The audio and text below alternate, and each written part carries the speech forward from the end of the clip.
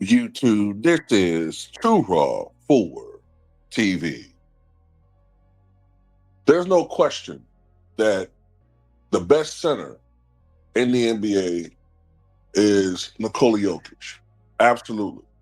You can make an argument that when it comes to offense, passing, playmaking, in particular shooting and post play, he just may be the most all around, most skilled center, especially on the offensive end of the ball, Nikola Jokic, we ever seen. At the same time, Shaquille O'Neal, due to his brute strength, due to his size, obviously, and as his career progressed, the refinement of post moves was the most dominant center in at least the past 50 years, since the days of Wilt Chamberlain. So sometimes some people wonder, how would Shaq fare against a Nikola Jokic? All right. And how would Nikola Jokic fare against Shaq? So Shaq recently was asked this question on the Tommy Talks podcast. And this is what he said about going up against Nikola Jokic in the playoffs. Now, we're talking about the playoffs. Quote, playoffs probably will be 40 points, 14 rebounds, 3 blocks. You know, he's a different player. I probably wouldn't have stopped him either because they definitely would have ran pick and roll. I would have to go off of him, and then they would have kicked it back. He probably would have shot a lot of jumpers. However, if he's going to guard me one-on-one, hopefully he's not going to be in the game a lot because the first 10 possessions, I'm going at him. He's either going to have to foul me or double me. So if he fouls me 2 or 3 times, he would definitely be on the bench. So he's probably going to average 27, 30 points because he's a great shooter and I would have to be off. If he was a post player and I would just have to focus just on him, he wouldn't get that much. Because I saw when he was playing in the post against Dwight Howard, he had problems. But because they run a lot of pick and rolls, you have to help on the guard. They throw it back and he shoots it. But him guarding me, I'm averaging 40 easily. Well, I'm going to tell you something.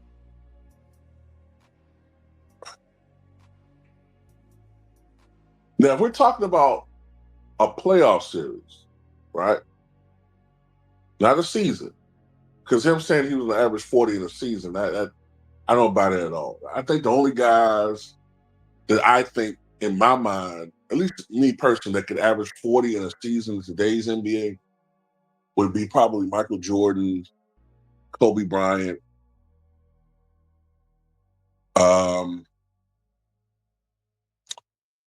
maybe Rick Barry, Elgin Baylor,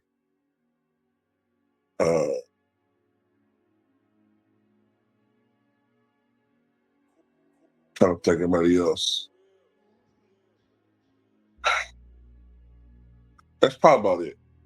It might be another guy that's floating out there, but those are about the only guys I think that will actually average 40. Dominique Wilkins will come close, I think. But anyway,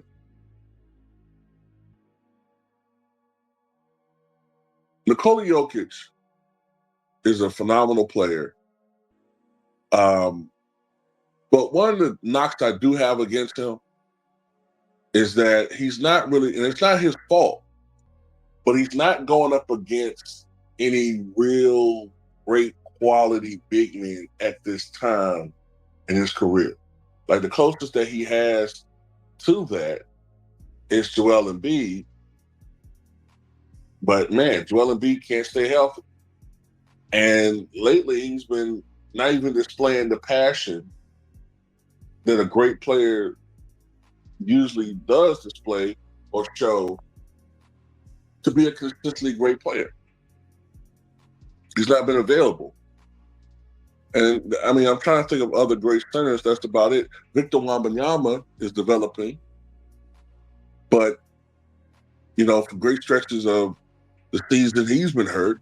So what I'm getting at is, I think if Nikola Jokic had played in an era where there were more great centers, then his numbers would be a little bit less. The same way that when all the great big men started to fall off in the late 90s, Shaq began dominating more.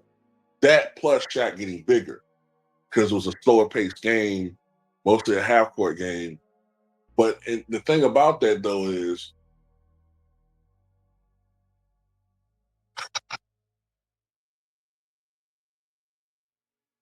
if Shaq was playing today, he would have to be physically more like Orlando Shaq because the pace of the game is different. He couldn't be the same Shaq from the Lakers years, especially the championship years. He couldn't be walking around 350, 360, 370. He just wouldn't have the endurance to play. He would have to be more like Orlando Shaq or Miami Heat Shaq. Because when he was in Miami, he was down at 325. I think he had to probably be Orlando Shaq when he was 305, 310. That's still a big dude, you know what I'm saying? But he was much quicker. He was that Shaq was able to run the court in the fast break situation, even at times being like a point center. You might have seen him bring the ball up, uh, bring the ball up himself, go, between the legs and, what I'm saying, then dish it off to Penny Hardaway. He didn't really run the floor like a point forward, but you saw him displaying ball handling ability, and you saw him run the floor like a big David Robinson the first couple of years he was in Orlando. That version of Shaq, I think, will absolutely dominate in today's league. Now, that version of Shaq thought he was doing his job in the playoffs if he was averaging just 26 and 15 or 26 and 12. But he learned that as a great big man, you got to up your game. So I do think that version of Shaq would take it to Nikola Jokic. And as he said, I think he probably would get Nikola Jokic. If Jokic is the one guarding him, he would get him in early foul trouble. And that's will be pretty much the X factor right there if Nikola Jokic is out of foul trouble. At the same time, Shaq's not coming out that paint. So, Shaq might go out there and drop 40 points and 10 rebounds and 3 blocks. I can give him that. But if Jokic is dropping 30 points, right? Yeah, he might drop 30 points, but Jokic is also going to dish 10 assists. So he's going to score 30 points, and he's going to be responsible for 50 minimum. So, and there's also, and we got to keep it real, there is an alternate way to slow Shaq down, and that's his free throw shooting. Now, you don't want to get to a situation where it gets ridiculous, like what Larry Bird and his guys did, where you fouled a dude 40 times in the game. But if you execute that down the stretch in the fourth quarter, send him to the foul line, make him shoot 10 free throws, and he only hits 3 or 4, then you're kind of neutralizing him. That's better than letting him get the ball with 10 seconds to go on the shot clock for 4 straight possessions, 3 feet from the basket. You basically giving him 8 to 10 points. So I don't know, man. I kind of see both sides of what people might say about this. I do think that Shaq could go off for 40, but Shaq's inability to be effective defensively in the pick and roll is going to be critical.